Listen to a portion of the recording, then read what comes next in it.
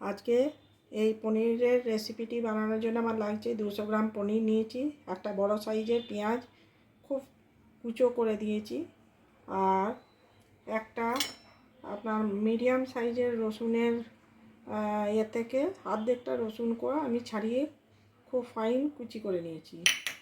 এখানে 2 চামচ ময়দা আছে। আচ্ছা, বাটার লাগবে আমার, যে যেমন খাবেন 1 চামচ 2 চামচ, কেউ বেশি খেলে বেশি দিতেও পারেন। এছাড়া লাগবে আমার চিলি ফ্লেক্স, আচ্ছা লাগবে গোলমরিচ গুঁড়ো, লাগবে নুন, আর লাগবে আমার সাদা তেল। তাহলে এবার আমি শুরু করছি। এবার আমি পনিরের টুকরোগুলোতে খুব সামান্য একটু নুন নিয়ে নিচ্ছি, একটু গোলমরিচ গুঁড়ো দিলাম। এটা দিয়ে ভালো করে এটাকে নাড়াচাড়া করে নেব। হাত দিয়ে বেশি না খালে আবার ভেঙে যাবে। একটু সামান্য চিলি ফ্লেক্স দিয়ে দিলাম, আর সামান্য দেখুন এইটুকু ময়দা দিয়ে দিচ্ছি, ছড়িয়ে দিচ্ছি, দিয়ে ভালো করে এগুলো মাখিয়ে নিচ্ছি। এখানে কড়াই বসিয়ে দিয়েছি। কড়াইয়ে আমি এবার 1 চামচ বাটার দেবো পনিরগুলোকে ভাজার জন্যে।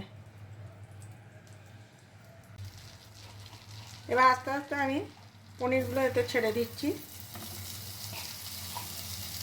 হালকা লাল লাল করে ভেজে নেব।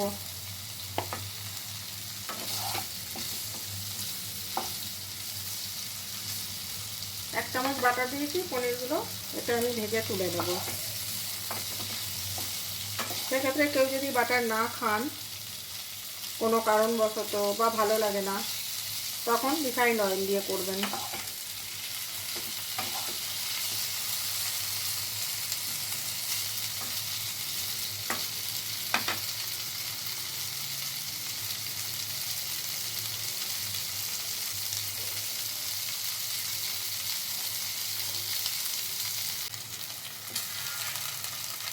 দেখুন পনিরগুলো আমার লাল লাল হয়ে গেছে। আমি এবার পনিরগুলোকে তুলে নেব।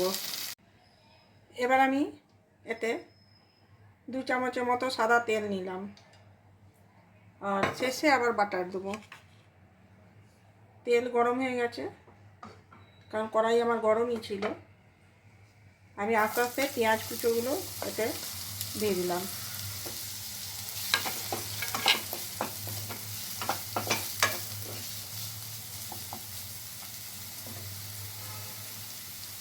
সাথে রসুন কুচিটা দিয়ে দিলাম। এবারে এগুলো একটুখানি কয়েক মিনিট নাড়াচাড়া করে ভেজে নেব। আমি এই শেষে না দিয়ে ওই 2 চামচ রিফাইন্ড অয়েল দিয়েছি, আর 1 চামচ বাটার এখনই দিয়ে দিলাম। ভাজার সময় 1 চামচ বাটার দিয়ে দিলাম। একটু লাল লাল করে ভেজে নেব। দেখুন একটু লাল লাল হালকা ভাজা হয়ে গেছে। রসুনের গন্ধটা যাতে চলে যায় সেই জন্য একটু ভেজে নিয়েছি। এরপর এতে আমি ফ্লেমটা কমিয়ে 2 চামচ ময়দা এর সাথে ভেজে নেব। এই ময়দাটা একটু, ময়দার গন্ধটা যাতে চলে যায় সেইভাবে একটু নাড়াচাড়া করে ভালো করে ভেজে নিতে হবে।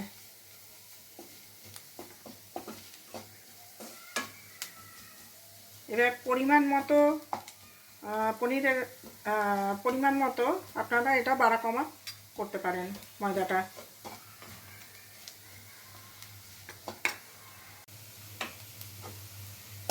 আচ্ছা, এটা এবারে ময়দা এবং পেঁয়াজ রসুনের যে ভাজছিলাম সেটা লাল হয়ে মোটামুটি ময়দার গন্ধটা চলে গেছে, ভাজা ভাজা হয়ে গেছে। আমি এবার এতে সামান্য জল দেবো,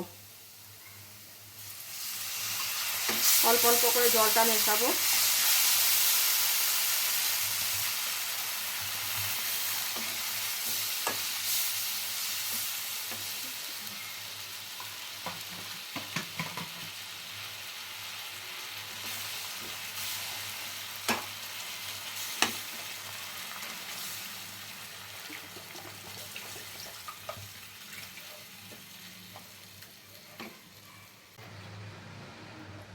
দেখুন এটা ফুটে আসবে, এর মধ্যে আমি যা যা লাগবে সেগুলো দিয়ে দিচ্ছি।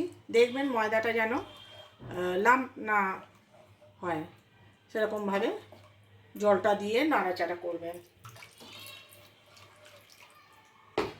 এবার আমি ফ্লেমটা বাড়িয়ে দেব, আর এই যে পরিমাণ মতো নুন,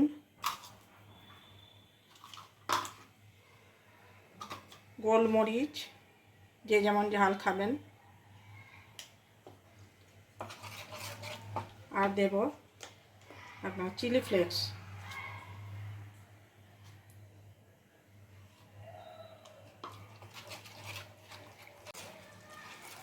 এটা ভালো করে ফুটে গেছে, আমি এবার এর মধ্যে পনিরগুলো মিশিয়ে দিচ্ছি। পনির মিশিয়ে একটুখানি নাড়াচাড়া করে ফুটিয়ে নেবো এগুলো।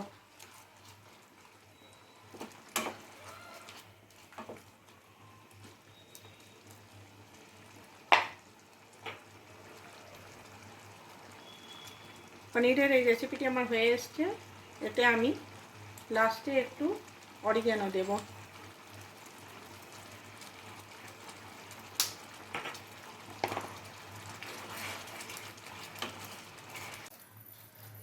আমার এই পনিরের রেসিপি একদম তৈরি হয়ে গেছে।